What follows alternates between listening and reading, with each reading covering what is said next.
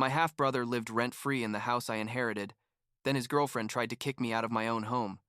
But when she discovered he lied about owning it, I legally evicted them, and they never saw coming what happened next. I'm 32 years old, work as an accountant at a mid-sized firm, and I still can't believe I had to legally evict my own half-brother from the house I inherited from my mom. People tell me I was too harsh, that family is family and all that, but honestly, after what happened, I don't regret anything.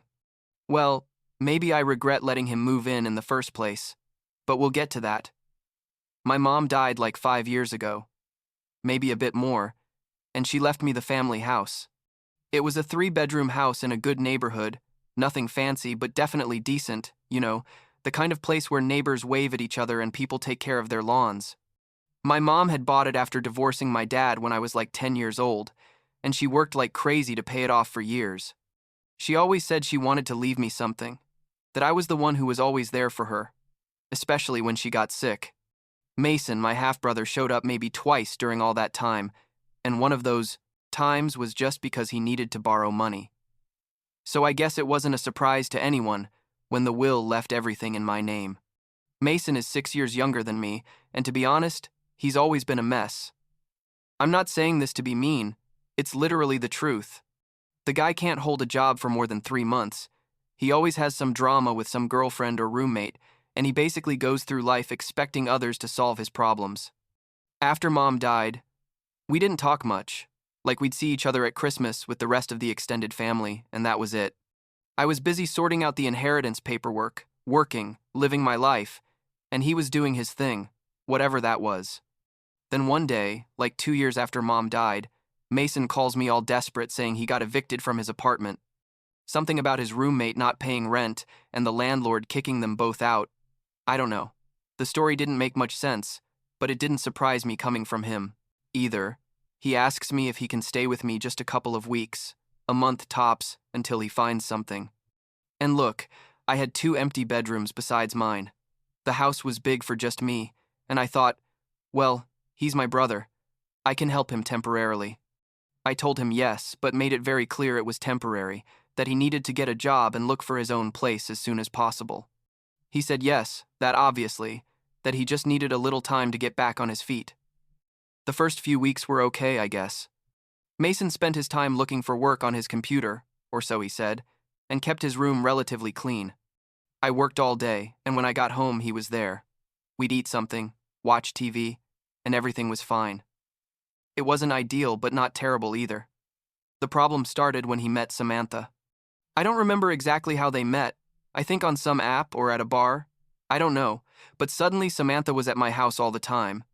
And when I say all the time, I mean she literally lived there without having paid a cent of rent or asking me if I was okay with it. At first, she'd come spend the night occasionally. Then it was 3 or 4 nights a week. And then she just never left. She had her clothes in Mason's room, her bathroom products in the bathroom, her food in my fridge. I tried to talk to Mason like, hey, your girlfriend practically lives here. We should talk about this, but he'd tell me it was temporary, that she had problems with her roommates and just needed a place for a while. Sound familiar? I should have put my foot down right there. I know. But the truth is, I didn't want to cause drama, and I thought they'd both eventually leave. Then Samantha got pregnant. Mason told me one night like it was the best news in the world, all excited, and I just thought, this guy has no job, lives in my house for free.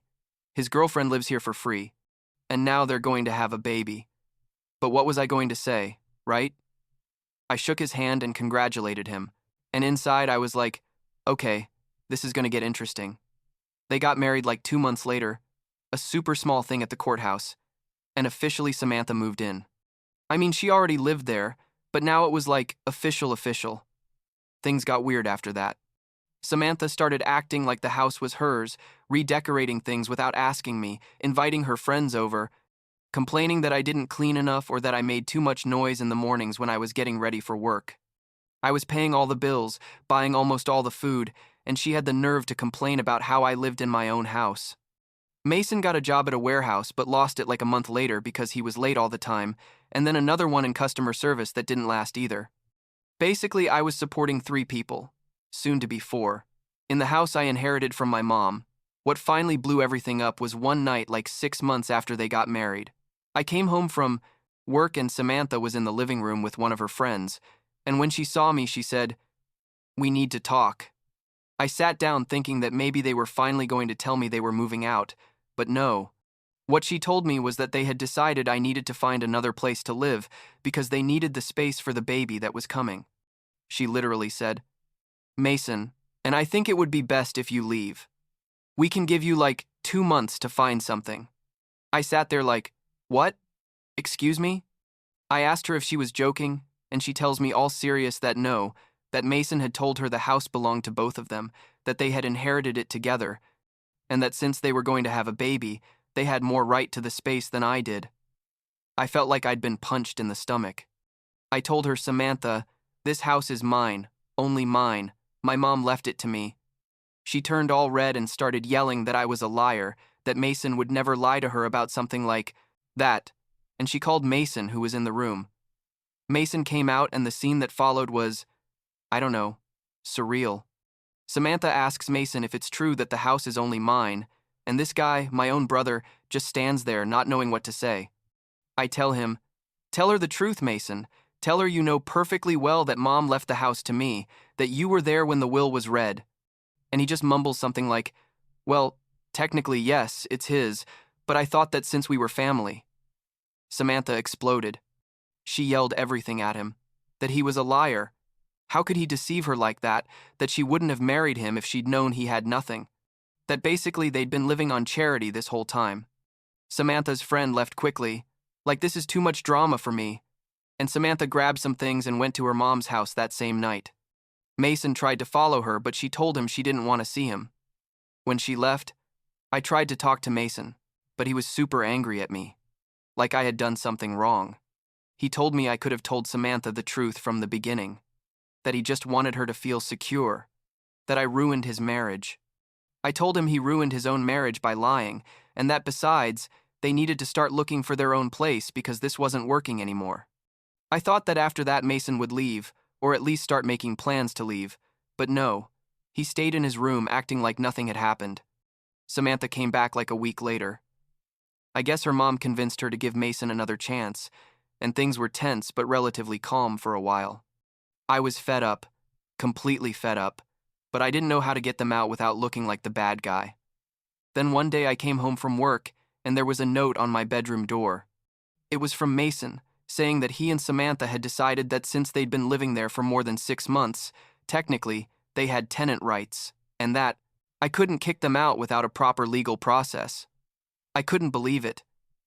This guy had researched tenant laws so he could keep living in my house for free.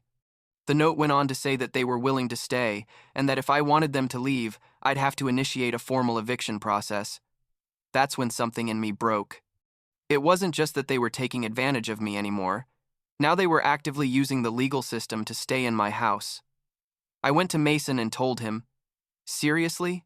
You're going to do this?" And he told me all defensive that he was just protecting his family, that Samantha was pregnant and they couldn't be moving from place to place, that I had this whole big house and didn't need it. I asked him if at any point he planned to get a steady job and pay rent, and he started with excuses that he was looking, that the job market was tough, the same story as always. But the next day, I went to a lawyer. I explained the whole situation, and he told me that, yes, technically Mason was right that he had established residency and needed a formal eviction, but that the process wasn't that complicated.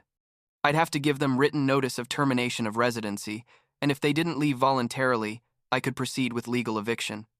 The lawyer prepared all the papers and I delivered them to Mason and Samantha officially. 2 weeks to vacate the property. Those 2 weeks were hell. Mason completely stopped talking to me. Samantha looked at me with hatred every time she saw me, and I basically lived locked in my room when I was home. I got messages from some relatives asking what was going on. Apparently Mason had told them his version, where I was a heartless ogre, throwing a pregnant woman out on the street. I had to explain the real situation to them multiple times, that they had lived in my house for free for almost a year, that Mason had lied about owning the house, that they had tried to kick me out of my own property. Some understood, others said, I should be more understanding. Because it was family, Just before the 2 weeks were up, Mason packed his things and they left. He didn't tell me where, didn't say goodbye. Just one day I came home from work and they were gone. They left the room a mess, scratched walls, some broken things. But honestly, I didn't care. I just wanted them gone. I hired someone to clean and paint the room, changed all the locks in the house just in case, and finally I could breathe. I didn't hear anything from them for almost a year. Then I found out through my aunt that the baby had been born, a girl, and that Samantha had divorced Mason like 3 months later. Apparently, Mason kept not getting a steady job, and Samantha got tired of supporting him. She kept custody of the girl, and Mason moved in with a friend or something. Part of me felt something. I don't know if it was pity or what, because at the end of the day, she's my niece and I'll probably never meet her. But the truth is that after everything that happened, I can't say I'm surprised things ended up like that for him. Like 2 months ago, Mason tried to contact me. He sent me a long message on Facebook saying he was sorry, that he screwed up, that he understood why I did what I did, and that he wanted to reconnect. At the end of the message, he asked if we could meet up to talk, and casually mentions that he's having problems with his current roommate and maybe needs a place temporarily. I blocked him on everything. Facebook, phone, email, everything. I'm not going to fall for the same thing again. My aunt tells me I'm too harsh, that everyone makes mistakes and deserves second chances. But this wasn't a mistake. It was almost a year of taking advantage of me, lying, and then trying to use the law to keep doing it. The house now is truly mine, with no one else living there, no drama, no people using my stuff or eating my food without asking. Some days I feel guilty. Like if Mom would be disappointed that I didn't. I maintain a relationship with Mason. But then I remember everything that happened, and the guilt goes away. She left this house to me for a reason, because I was the one who was there, who took care of her, who was responsible. Mason had every opportunity in the world to do things right, and chose not to. That's not my responsibility, you know what I mean?